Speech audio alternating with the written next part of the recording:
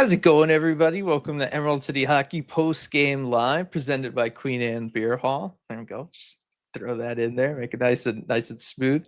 Um, Kraken fall to the Oilers 4-2. But you know what, RJ? This feels like a game that the Kraken gave us a lot of, what we've wanted to see from them, right? It gave us a fairly consistent effort. They were really in it at various points through all three periods. And as people are already saying in here, like Andrew, we lost fun. This was just a fun game. It was a good game to watch.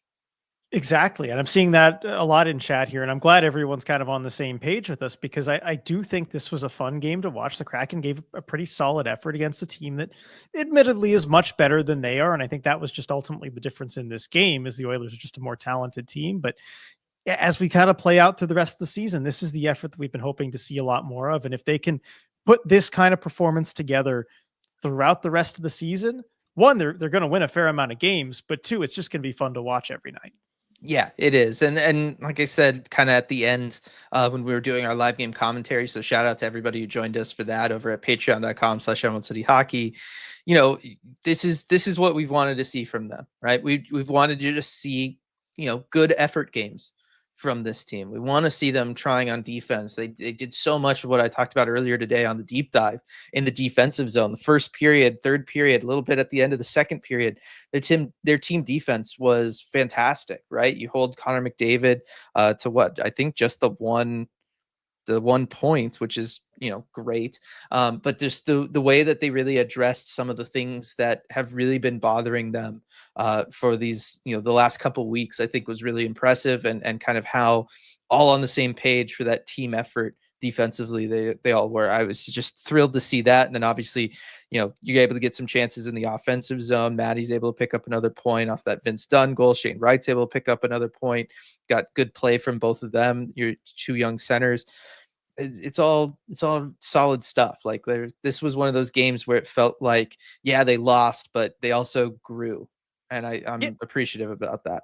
Yeah, well said on the growth, and especially as we did the deep dive earlier today into the defense and kind of how they've been playing and talking with you about that for, I think that segment was over 40 minutes, just talking about the defense and how they can improve. And then seeing it out on the ice, much improved in a lot of the same ways we were talking about. It was just really nice to see. Yes. Now, before I get to the super chats here, I want to again just mention Queen Anne Beer Hall, the wonderful sponsor of these post game lives. You could be here in Seattle. Both places have about the same weather, so I'm just going to phrase it this way: you could be here in Seattle and go to Queen Anne Beer Hall, or you could be in Edmonton, again same weather, which is unusual in January. So I'm giving you something big there, Edmonton, and see the world's largest or North America's largest parking structure. I'll leave that up to everybody else, but for me, the answer is pretty clear, and I want to go to the place that's sitting right there under RJ. Yeah, I would. Yeah, as it is right here. Yes, but I would certainly rather go there than I think just about any place in Edmonton. Really, I was gonna say that's like all I could think of outside of to see an Oilers game that Edmonton's got. I'm sure it's got other stuff like oiled fields, but that's what I got. Kicking off the super chats, Schultz started us off with a winnable game thwarted by a team deflating power play, and that was one of the kind of negative spots with this game. RJ was the power play chances. Obviously, the Kraken are able to get several in this one, technically 4. You have not only that, but you have a minute 5, I think, of 5-on-3 that kind of got broken up there by the first intermission, but still a substantial amount of 5-on-3 time. And through all of the power plays, they just never were really able to get set up, because once the puck was cleared, just those zone entries, man, they are tough to come by for this group. yeah, the zone entries were really the sticking point tonight on the power play, and a lot of it I think was just predictable coming out of their own end, where there wasn't a whole lot of variance the way they were moving the puck up ice, and it felt like even despite the pressure from the Oilers forwards, the one who was kind of just going after the puck, they kind of skated right into it. They didn't exactly try and move away from it. There wasn't really a plan B there. And then also, I mean, you saw it even on the 5-on-3, where I did say before the period started, okay, well, if you win the face-off clean, you basically get a free zone entry because it's a 5-on-3. Because when it's 5-on-3, you only have the one chaser for Edmonton. They can only guard the blue line one player width, right? The two guys can't come up to the blue line. That's too much to commit to. And yet they just skate right into the boards at that one player, and the Oilers get the clear. And so just a little bit more creativity would have been good there on the power play, but it really did kill momentum. I mean, we were joking about kind of declining the penalties and whatnot, but that was something that helped the Oilers get back into the game when the Kraken were dictating the pace at 5-on-5. Yeah, it is one of those things. Special teams this year, we talked about a lot at the end of the live game commentary, right? The effort level. And if this team shows up with like a 45, 50, 55-minute effort for most games this year, this season looks very different. I also think special teams, right? If special teams go a little bit better for them, a lot of this season looks very different. I mean, Kraken power play going into this game sitting at 18.84%. Which is not great. The PK standing at 76.79%. Again, there's room for improvement on both of those for sure, right? And that's one where, in close games like this, where, until the empty netter, you're just down by one, you score on one of those 4 power plays, you get it, right? Like that's the difference right there. And And I so it think is about it with one. the 5-on-3 also, where Dan was Yeah. talking, because this is the second game in a row that they've had an extended 5-on-3. Of course, against Pittsburgh, you score, and I think that was a really pivotal goal in that game. In this game, you don't score.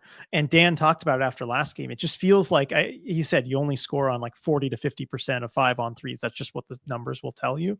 But it feels like every single chance you get a 5-on-3, wherever it is in the game, you just kind of feel like you need to score just for Mhm. the sake of momentum in the game. And it certainly felt that way last game. It certainly felt that way tonight. Yeah, it definitely did. And so I'm actually going to skip down one super chat to get to JTB Hockey's here, because it's still talking about the power play. Was this correct? 3 power plays and 0 shots.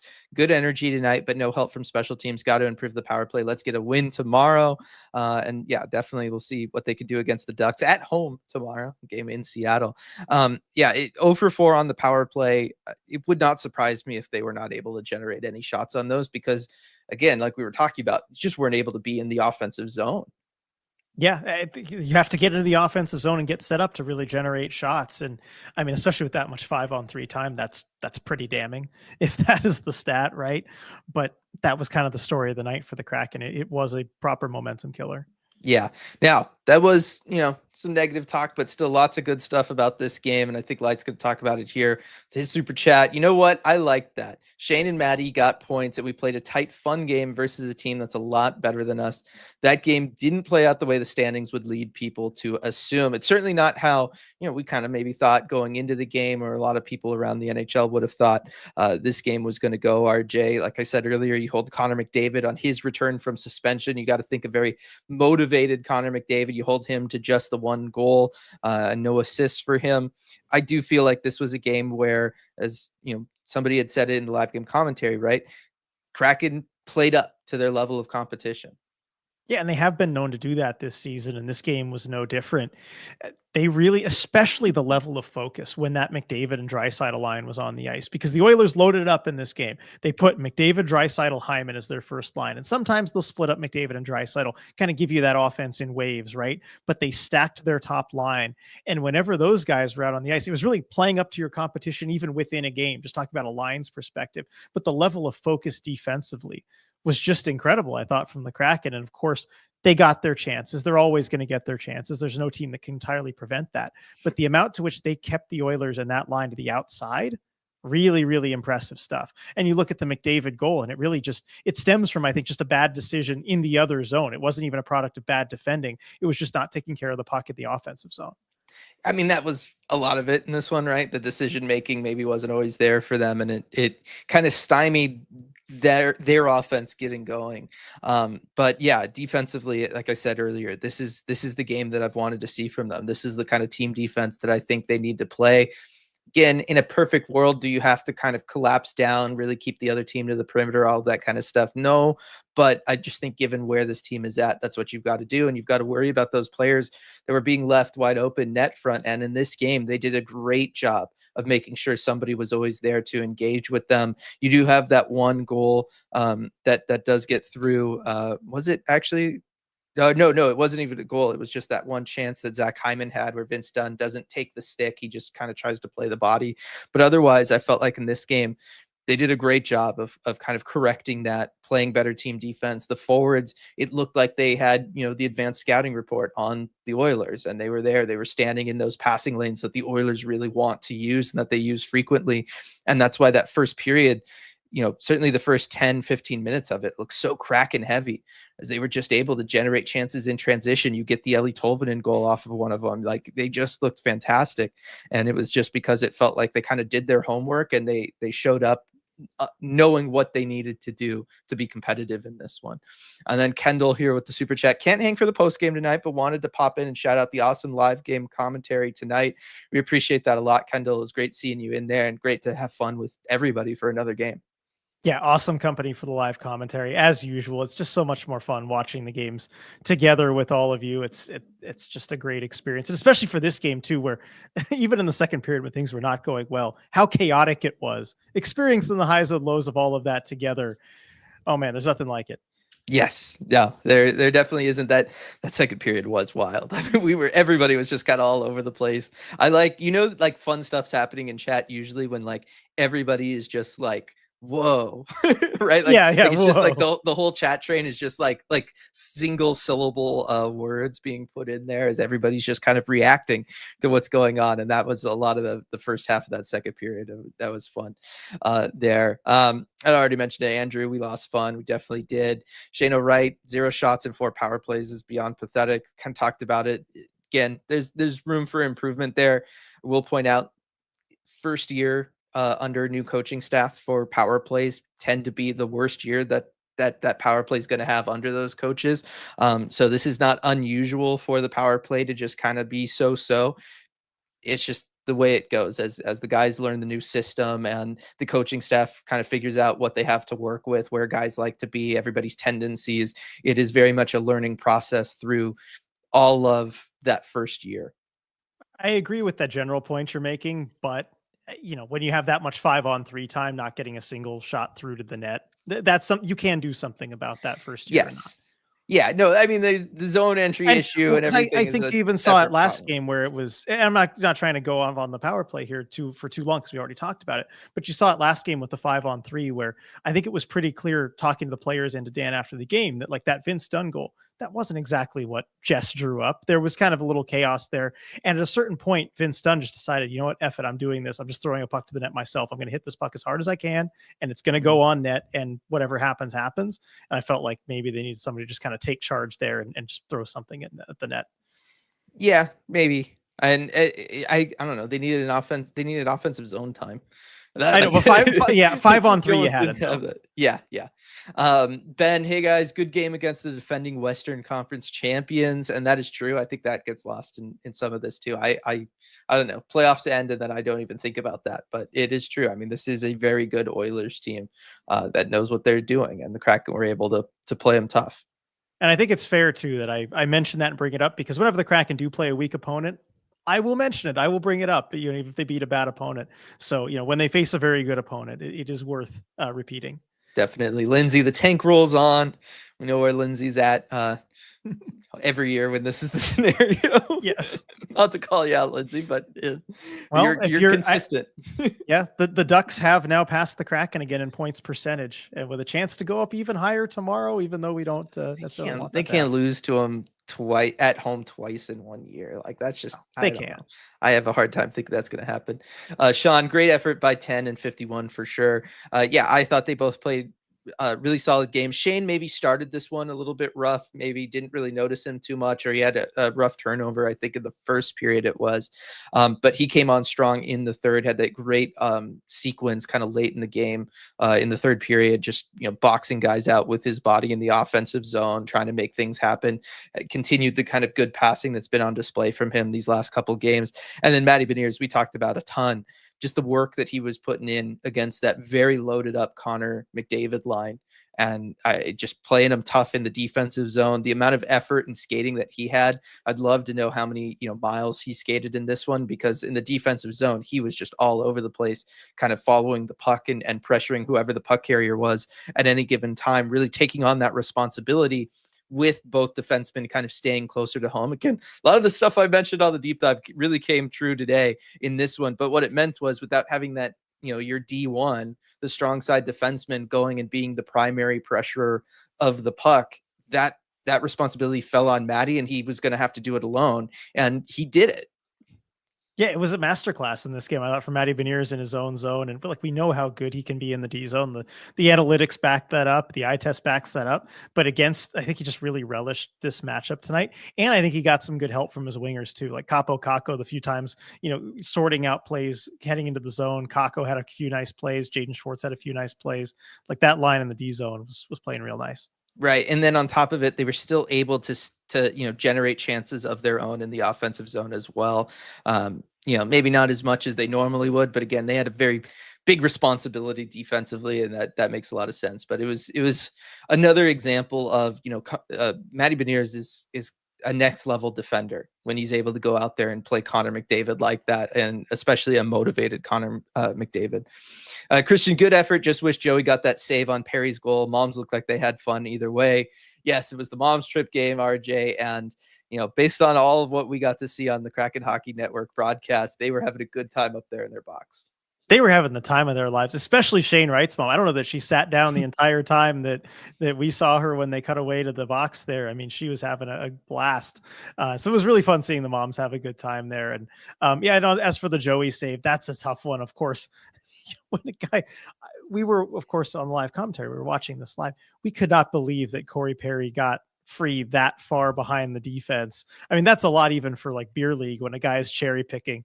That was just wild. And so I don't really blame Joey for going for the poke check there, because I don't know, it's Corey Perry. Like, is he really going to burn you on the poke check? Apparently he is, but I don't know. That was just a weird sequence too, especially with earlier on that, right? Zach Hyman hits the crossbar with a wide open net too. I just chaotic, risky. I feel like Joey was just going with the moment. I was going to say, Corey Perry did win a Hart Trophy, RJ.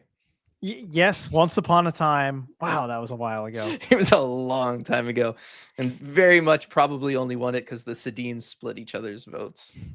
If you could have voted them in together, they would have taken it for sure that year. B, not a bad game. Young guys got points. Joey save percentage at 900. I can live with that. And then at NHL, don't you dare take away Oilers shots to change that percentage, or I riot. Look, overall, Joey still had a good game. Like he's in a year where the Kraken have not been super consistent, he has been consistent. He has. And it just gives everybody else so much confidence that they're not going to go down early, especially in this one, right? Makes a few big saves on that Oilers power play, keeps things in check. I think if Edmonton scores off an early power play in this one, it could have potentially gotten off the rails. Yep. Trish pointing out 15:26 time on ice for Shane. Is that enough for you, RJ? No, it's not. I look in this game, it's tough because I actually do buy Bilesma's thing in this situation, right? About how you don't control the matchups. And so, you're putting them out there potentially against McDavid and Draisaitl together. You want to limit how much you can do that. So in this game, I kind of get it, but I thought he was really good. I don't know. I liked what I saw from him. He was rough at the beginning. Well, at the beginning, yeah. But as the game went on, look, I mean, I don't know. I thought a lot of Kraken players got better as the game went on. Yeah. I just said it does. It's, it is 2 minutes over his average, like, in a game like this. I don't know. It's a low bar. Schultz said Hayden needs to stay in the lineup. I mean, John Hayden, again, making his presence felt in this one, RJ. I don't know. It's one of those, like, I can't totally explain it, but it does feel like the team plays a little bit differently when he is out there. I think they got a little bit more swagger to the whole group. Mm-hmm. And I think that a player like that can have just a mental impact on a team like that. But one thing I think that really speaks to how much the coaching staff, I guess, trusts him, right? Trust might be the right word, is that with only a couple shifts left in the game to go, I think 3 minutes or so, the Kraken, I think it was the shift right before they pulled the goalie and they had the puck behind their own net. They're taking their time getting a change. And it was a close-up angle on the defenseman, Evan. So I was like, okay, who's coming over the boards? Who are we going to see? Given that they need a goal. And the first number I see circle back in the D zone is 15. John Hayden? Really? You got 3 shifts left. Hayden's out there. And they set the fourth line out there. And you know what they did? They got in the offensive zone. They grinded something out down low, and they at least kept the play in the Oilers zone and gave the other lines time to get rested for that final push. But they certainly were not a liability. And I think it speaks a lot to how Dan Bilesma sees them. He's willing to put them out there with 3 minutes to go in a game where you need to get a goal to tie it. Yeah, no, that is true. I mean, he put him out there. I don't know. I'm with you. Swagger is a good word for it as far as kind of, I think, what he brings and what the team has. And like I've said, in the past, I like what Ty Cartier brings, but it's very similar to kind of what Brandon Tanev brings. He's kind of like a Brandon Tanev light. And I do feel like, John Hayden just kind of brings a different style of grit and energy to the fourth line that Ty just, it's not his game. Yeah. Kylie, of course, McDavid came back for our game. May have gone to overtime if he wasn't playing. I do think this game looks different if McDavid's not there. But again, the Kraken did, as good a job as like you can do as far as taking him out of it. Yeah, no, they shut him down about as well as you can. And look, I figured it was almost guaranteed. I would have been shocked if he had not scored at least one goal in this game, given coming back from a suspension. But really, again, that one goal, it wasn't even the Kraken not defending him well in the zone. It was just kind of a bad play by Brandon Montour to turn the puck over the other way, feed the transition. And then that rebound too off Joey, unfortunately, it just pops right to McDavid. Joey can't possibly track it that fast, and it goes right onto McDavid's stick. A little bit of luck there as well, where he gets the bounce. So it's every game I feel like is different if McDavid's playing versus not, but this one especially. Yeah. Dalen just needed to finish around the net, and there would have been a different outcome. Fun to watch. I mean, both teams maybe struggled a little bit with some of that. I mean, there was that one Zach Hyman one off the bar that still don't entirely know how we missed that I was on the convinced it other was back side. bar. Yeah. It did feel like the puck luck for both teams kind of in and around the crease there wasn't really there in this one. But you know what? Again, like you take that if you're the Kraken, I feel like. Yeah, definitely. When you're a big underdog like that, right? Any element of, weird puck luck, chaos, whatever you can introduce, yeah, it should be in your favor. Yeah. And then super chat here from Chuck. Do you think Perry delayed coming onto the ice and sneaking behind the defense was a designed play or just a sneaky move by Perry? I think just based on when we were finally kind of able to see that top-down view, it very much looked like he was definitely coming to the offensive zone, and then he sees the change of possession, and he immediately circles and heads up the ice just in case, his team is going to, hold on to it and be able to move it up to him.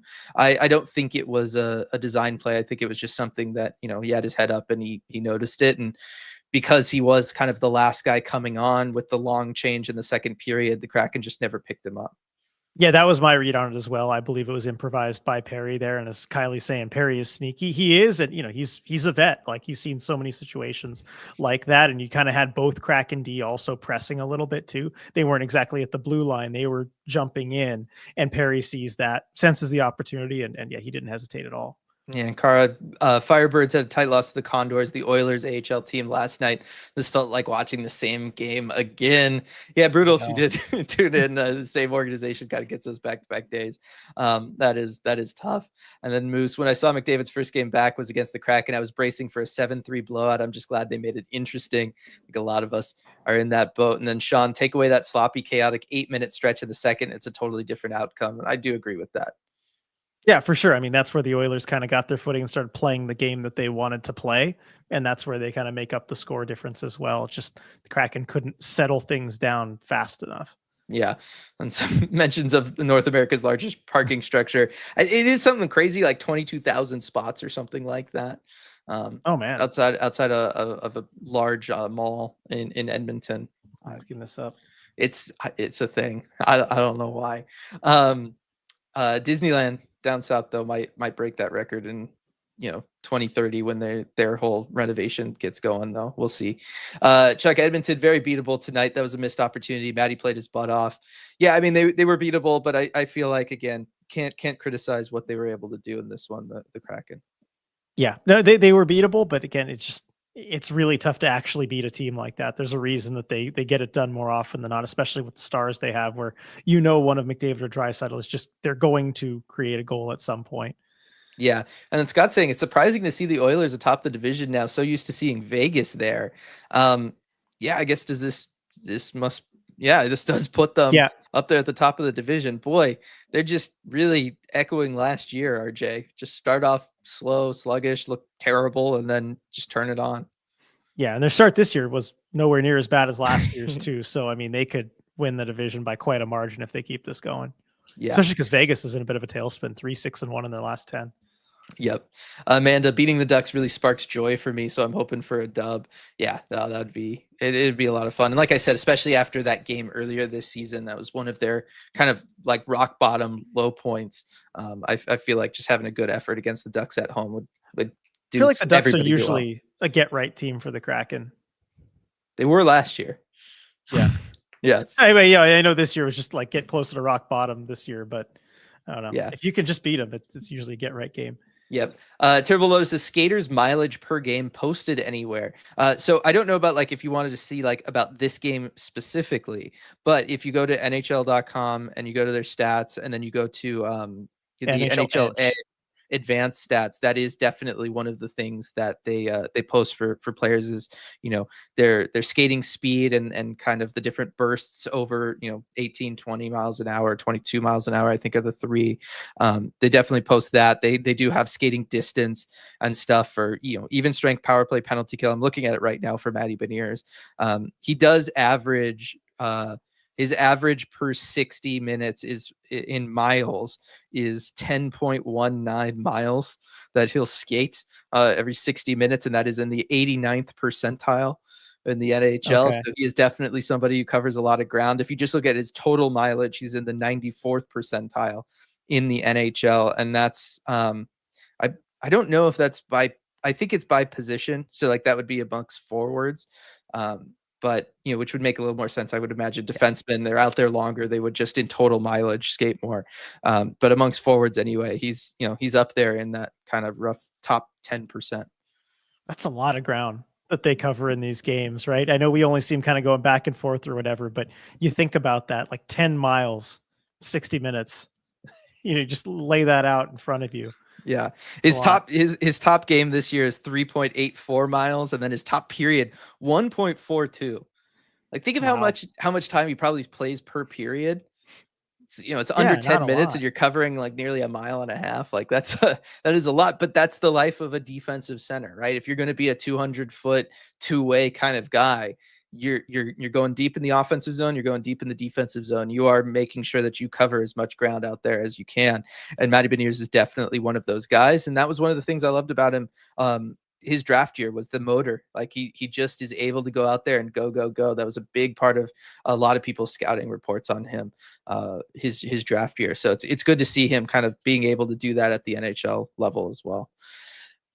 Andrew, Matty looks leaps and bounds better than last year on both sides of the ice. He's so much stronger on the puck than the Bambi of last year. Yes, he does just look like a different player. You know, I've been talking a lot recently about the confidence he's playing with RJ, but you know, whatever the reason, it looks like he's kind of gotten right after last season.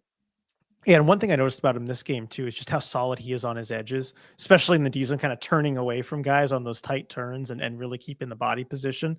I mean, that's something he's always been really good at with the edge work, but you kind of need the size and strength to go with it when you've got bigger players leaning on you. And I do think that's another little area he's kind of improved. Yes, definitely. Schultz, did I see correctly, or was there a center face-off after a stoppage in the third where Wright was on a wing with Beniers and Kako? Was that the one where we were confused about whether or not it was like a too many men Oh situation yeah, I think that was or if it it had was right gone after into the that. Yeah, bench? Yeah. I think it was about Um, that. and they were kind of like in the middle of a change there, so it is possible that they maybe tried they had that out there and went with it. There was also a lot of the special team stuff kind of screwed up the lines at various points as well Yeah. tonight, so it might have been, you know, recent off of a power play. Mark, wouldn't have made more sense to start Groovy tonight and Joey tomorrow? We didn't have a really good chance to win tonight, even with Joey playing, but they could lose a winnable game tomorrow now. This is something that you and I have talked a lot about this like kind of week leading up to this one, but I think we both kind of came around to what Dan ended up doing here. Yeah, I agree with that. Just given the situation the team is in right now. Look, if the Kraken were in a playoff spot right now and you're just kind of looking to collect points out of a schedule, and then maybe you go with the other way because you know you almost take 500 out of that, given that the Oilers game looks like as close to a scheduled loss as you can have. But right now, if they're going to have any shot at getting, I mean, they're not going to get back into things, but if they did, right, the team hasn't officially thrown in the towel yet. Given that that's your mindset, you need to win every game. You can't have a scheduled loss. You have to roll the dice and hope that Joey can kind of steal you this one and that Grubauer can go win you the next one, because it does 500 doesn't do you any good. Right. And I think whether you're trying to get back into it or not, or if you're just trying to, you know, get things right down the stretch for next year, I think putting your best foot forward against the Oilers team and having the game that you had tonight where you play well, you're super competitive against them. This game goes well for you. Everybody's giving a strong effort and they're largely rewarded for where the effort was given and where everything was, right? Like not rewarded on the power play where things were rough, but 5-on-5 things look good for you. I feel like that does more for you than, maybe like doubling down and making sure you win the game tomorrow. Right. Like I feel like it does more for the organization, does more for the fan base, for us to have seen that game from them tonight where they play the Oilers close and they keep that game close rather than it being a 7-goal game for the Oilers. And McDavid looks great coming off of the suspension, and we're in all the headlines for the day tomorrow because McDavid comes back and has a hat trick or whatever, right, against Philip Grubauer. I feel like this is just a much better message to send for everybody at all the different levels involved, with the Kraken, than that other one. Yeah, it prevents things from getting ugly. And also, though, I mean, for the game tomorrow, right? You should be able to put your backup goalie in for a game against Anaheim and not have to worry that he's going to lose you the game. Whether or not that's the case, we'll find out tomorrow. But you really ought to be able to survive that and go ahead and attack it that way. Most teams are able to do that. And if you can't, all the more important to know for next season or the off season when you're making a decision, do you buy out Grubauer or not? Like, I feel like this is a game he absolutely should be able to handle. Yeah, exactly. Scott, any Gord updates? I don't believe so. So, I mean, he did skate and morning skate today. We do know that in Edmonton. So Mike Benton reporting that. And he, Eberle just was out there for a couple minutes, took a picture with the moms and left, but Gord did stay out for the morning skate group. Okay, that's good. He's working his way back. Yeah. And then Amanda, love Carts, but really like what Hayden is bringing. And Kylie, I've always liked Hayden. Glad he's up here now. Yeah, he's definitely good. Amanda, media will have a low event report on McDavid's first game back. That's its own win. Getting dog walked would have been a nightmare. Yeah, and I just think it would have compounded a lot of kind of what's been an issue for this group this year, right? Or compounded, maybe not what's been an issue, but maybe the overall feel of the team and kind of where the fan base is at and all of that kind of stuff. Like you need to have these kind of moral victories. You don't want it just to kind of keep feeling worse and worse and worse as the year goes on. That's kind of what we went through last year, and it just wasn't good for anybody. Right. Even though the NHL, I'm sure the headline was already written before the game, right? And I'm looking on NHL.com, the top headline, Return of the Mac. McDavid scores and return from suspension helps Oilers top Kraken. So that was going to be the headline and the top story on NHL.com anyway, but good thing it's not, about some humiliation of the Kraken. Yeah, definitely. And then Stradek, heads up play from Nurse to find and hit Perry with that pass too. It was like it was a sick pass that Darnell Nurse made to get it up to Corey Perry. For there, sure. No doubt about it. And then Christian, SeaTac parking lot is the largest in the U.S. Yes, it is. That is the largest U.S. one, and then the largest North American one is the one up in Edmonton. Chuck, really good take deep the dive. light rail, everybody. Yes, if you can, take the light rail. Chuck, really good deep dive discussion on the defense today, guys. Appreciate that, Chuck. And yeah, like I said, it was really nice to see a lot of what we talked about there kind of come to fruition today, and them to go ahead and make those changes that it just felt like they really needed to make, and especially against a team like Edmonton. Yeah, it was a big test for them, and I think largely they passed. Just again, really nice to see after talking about it so much this morning, having a game tonight where they improve a lot. Yeah. And then Bryce Berkey equals auto turnover. It's like watching the same movie on repeat. It is, right? He had some good plays in the defensive zone. Like we did mention those when they happened, but I don't know. I noticed him in a positive way more tonight than I usually do. Yeah. And there's been plenty of games like that this year, but like the end result still isn't good. He's still on like one of the power play groups. And I feel like maybe he shouldn't be. Yeah. I'm there. I would agree. Right, like there's one of those. So I'm like, there's elements of that when the Kraken are struggling to get into the offensive zone, stuff like that. I feel like that's still one of the things where maybe don't have him be the one that the power play units dropping the puck back to kind of move up the ice. We know that he's struggled with that this year. And then the Bunny fan, Oilers fan here, good game, guys. Good game right back. I mean, it was a solid, fun game. I think all the way around. Yeah, good game. Always love seeing the opposing fans in chat here. That's great. Yeah. Kyle pointing out with Berkey, he did draw the penalty for the 5-on-3 power play. He did. Absolutely. But yeah, I don't know. It's like I said, it's just with those kind of zone entries, those plays through the neutral zone. I feel like that's where he's starting to struggle more now. And then just to stick with the Berkey train here, via Ren, who do you put on the power play instead of Burakovsky? I mean, let's see here. So we talked about like I was thinking about that myself too. Like, who do you go? I mean, here's one thing I put might do is put John Hayden out there on the second unit and have him just sit there net front and cause chaos. Like in some ways, I wonder if that brings you more value. Like again, the bar is very low for these power play units. I wouldn't hate it, and I don't mind getting experimental, whether it's that or even Alexiak net front, although I don't think Alexiak would like that. But still, I mean, the other thing too is I wouldn't mind trying again Dunn and Montour on the same unit, with Montour kind of on that one-timer side on the left to go for those. And then you have just Riker quarterback the second power play unit. And also it shows you what you have in Riker as a power play quarterback, which probably going to help you, give you some information just for contract discussions. And do you feel like you want to sign him long-term over the summer? Might inflate his numbers a little bit, which probably doesn't help you contract wise, but still, I wouldn't mind seeing it and getting those reps in there for him. That was the next thing. That was the next thing I was going to say. Like Brandon Montour looks great, like in the bumper on a power play. Like you're gonna have him there. You're gonna have Dunn or Riker back quarterbacking that one, the other one on the other. Like I do think you do have options over over having to put Berkey out there. So I do think that's and for Viren, I agree. Alexia gets hit enough by pucks as it is. Yeah, you know what? Let's not have him in front of more shots. I'm with you, actually. Yeah, doesn't hate the Hayden idea either. And then speaking of Jamie Alexiak, Dylan in here, Oilers Nation mentioned potentially a first for Alexiak or Bo Ackley in the third. What do you think? If they're willing to give a first for Alexiak, I think Ron Francis should take that deal all day. I mean, you certainly talked about that on the podcast earlier. Yeah, do it right now. Don't even think about it. Yeah, I mean, it's one where, look, you have too many defensemen. You've certainly got too much money tied up on the blue line. Moving him clears some of that out. He hasn't really been your strongest defenseman this year either. I think that it's one where if you can get that level of value for him, it just makes sense for too many reasons to turn it down. Yeah, I think so. It's good value. And as we discussed on the podcast, I think you should be taking calls on every single one of your defensemen right now. And if you can get a good price, get a good value, do it. Yeah, definitely. Stratic, replace Berkey with Adam Larson, of course. He's been saying, just give him the puck. It is that easy. We had kind of skipped this one earlier, going on the Berkey train, but I do want to touch on it. Terrible Lotus, has Trouba made any real change happen on the Ducks?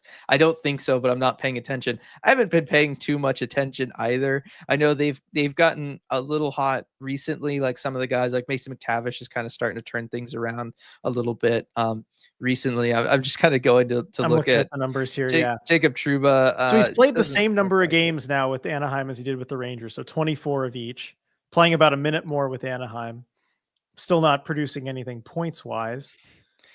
You know what's crazy is the shots on goal. 31 shots on goal in 24 games with Anaheim. Would not have expected that. Yeah, well, shot attempts are the exact same, but 88 in both 24 game stretches with either team. Oh, okay. Consistency. Blocks, do 68 versus 69. Consistent. Yeah. He's hitting a lot more in Anaheim. 39 hits with the Rangers versus 63 hits since with the Ducks in the same number of games. So he's there. I imagine he's probably looking to, make an impression right away. Yeah. In Anaheim physically. So Kraken players need to keep their heads on a swivel. That's for sure. Because he will look to line them up. I was going to say that's why Pat Verbeek wanted him. And then 14 penalty minutes in the 24 games played with Anaheim, which checks out. Schultz need to bring tonight's effort to the next two games, except for the power play effort, to avoid a letdown in revenge games against the Ducks and Sharks. And then also suggesting Tolvanen for the power play. Tolvanen's out there on one of the units, right? Already? Or is he in the current iteration? Is he not? Maybe not. They've changed. It's bounced around so much this year. Yeah. But yes. Mentioned it earlier, right? The rock bottom point of the season really was kind of that home loss to Anaheim and then going on the road and just getting shelled by the Sharks. Yeah, I remember that one. That was not good. Yeah. That was not good. So yeah, getting some revenge would be good. Just they need to learn how to beat the Sharks. They will be a competitive team soon.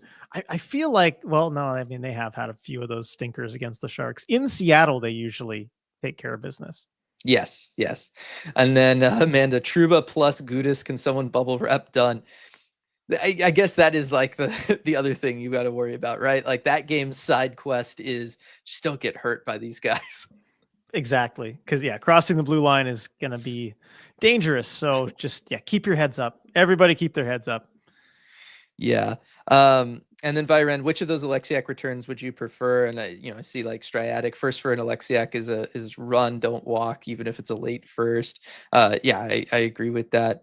And then Viren, Would I you think. prefer third in the prospect though? Well, that's what I was gonna try to look up to see what Ackley's numbers are this year and kind of how he's been. Um, but Yeah. I don't And then have it. Byron says, yeah, I think this draft is supposed to be relatively shallow, but I don't know anything about Boeki except the crimes of Dave Cameron. It is definitely more shallow than last year. Yeah. Like last year, I would have been like first for sure. Like you're gonna be Yeah. able to find Yeah. something. And then see you there, Bunny fan. Thanks for joining. Appreciate that. Oilers fan hopping on here. And as you did mention earlier, yeah, a couple more games against the Oilers this season, which I know might not be the most fun news for Kraken fans, but I always enjoy watching the Oilers. Just watching McDavid and Draisaitl play is always a treat for me, just because they're so good. Yeah. Okay, so he's playing with the Barrie Colts, 23 points in 34 games. Second rounder 2 drafts ago. I mean, it's decent production for a blue liner. Kraken's blue line prospects are a little bit more shallow than their forward group, but I still think I'd probably take that first because you know what, Especially that given the first is, Kraken scouting staff, just give that pick, or it could be currency to go and get somebody. that's what I was just gonna say, is that's also an asset you can use if you go to make a move this offseason. So Yeah. yeah, I would do that. And Stradix saying too, I trust the Kraken scouts to win on a late first in any draft year at this point. I agree with that. Right. I mean, so many of their second round picks have been just so solid. I'm very much there with you, Yep. with you both. Let's see. Jason Sadbar when talk about usually beating these Sharks at home. Yeah. Yeah. Unfortunately, that's where we're at. The Sharks were a little hot for the Sharks when the Kraken saw them before, and they're really struggling even by Shark standards recently. That is true. The Sharks recently have just been terrible. I still think the Sharks team is one of those groups that can kind of sneak up on anybody on any given night. Like I just think they have enough energy about them, and the vibe is kind of right there, and they do have enough players that can put the puck in the net. But yeah, things as of late have been pretty brutal for them. I mean, are they still like 2-7-1 in their last 10? 1-9 No, in they're their last 10. 1-9. It's They're worse. 1-9. Okay. Yeah, no, they're 1-9 in their last 10, and then they had 2 wins prior to that, and then like 8 or 9 losses straight in a row. So the Sharks are on a really, really bad stretch here. I mean, look, they've kept it interesting though. The Sharks, they've been losing fun, which I mean, maybe that means the Kraken then win fun. But you look at the scores of their last games: 7-2, 6-5, 7-5, 6-3. Like they've been getting in these shootouts. They've been losing them, but I mean, it's been just fun track meet hockey. And so, hey, I'd take a 7-5 win. Although that's a little dangerous given the last game, how that went against San I Jose. would not. 8-5 loss. I don't want to touch that. And especially after like tonight's game, right? Where the one time the Kraken were really out of it was that section where it was chaos, right? Like the Kraken really do better when they are, kind of in control and they can kind of dictate the pace of play all throughout the season. When they've been consistent with that, that has been when we've seen their best performances. So while I agree, it's more fun to watch a game like that, I just really think this Kraken team specifically struggles in those scenarios, and I think the Sharks probably excel in those scenarios. So I would not want the game to turn into that personally. Fair. You're probably right. Well, then I'll counter with the 2-1 game in the third period that the Sharks have going against Pittsburgh right now. So that game was really interesting looking at it, and Pittsburgh was favored, but it was close. And I was like, I could see just after seeing how bad Pittsburgh was last They're game really against bad. us and without Malkin, who's now on IR, I was like, I could see the Sharks winning that one. Well, they got a lead home. late. Yeah, at home. Vyran Tolvanen hasn't been on the power play consistent, just off and on since mid-December. Okay, because I feel like I see him sometimes. He's like there. I mean, like I said, the whole power play units have been very inconsistent. It feels like guys have just being shuffled around like crazy. Yeah, no, it does feel that way. Yeah, and then Striatic. Yeah. Realistically, though, Alexiak probably doesn't bring a first, but if he brings a second, do you do it this year? And yeah, Well, no, I don't do it at the deadline. I would, because you can get a Really? second in the offseason. I'm convinced you can get a second in the offseason. That's a price that Yeah, you but just to get. like take care of that, and gives you the opportunity to maybe bring somebody up, and then just kind of go through I things. think you could look. I think that's the bare minimum you get in the offseason. But I think there's a potential deal again out there where maybe there's a forward or somebody needs to get moved where a team might want an Alexiak in return more than they would want a second round pick, and especially you'd want like a second rounder this year would be more valuable to you, right? Just time value of money. Yeah. And if you have that, then it kind of has an expiration date, whereas Alexiak doesn't. I feel like he's always going to be worth a second at the least. I would do it in the off season, but I'd look around and see what else you could get and what you could do. I wouldn't rush myself Yeah. to that trade at the deadline.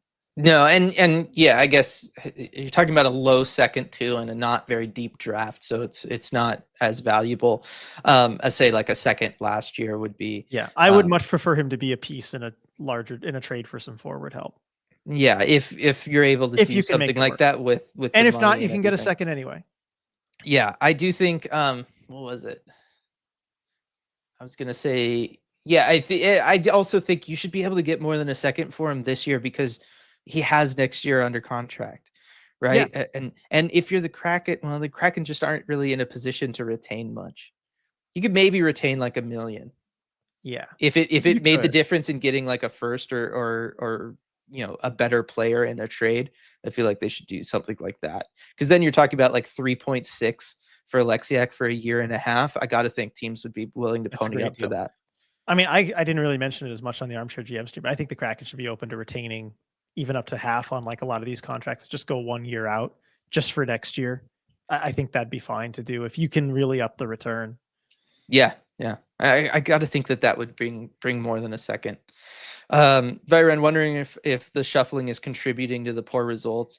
It's very possible for the power play. I mean, power plays like I said, right? Year one, just under new coaching staffs, it tends to take a while for them to build that chemistry and for everybody to get on the same page. If you're constantly shuffling around where everybody is, I definitely could see that being an issue for them.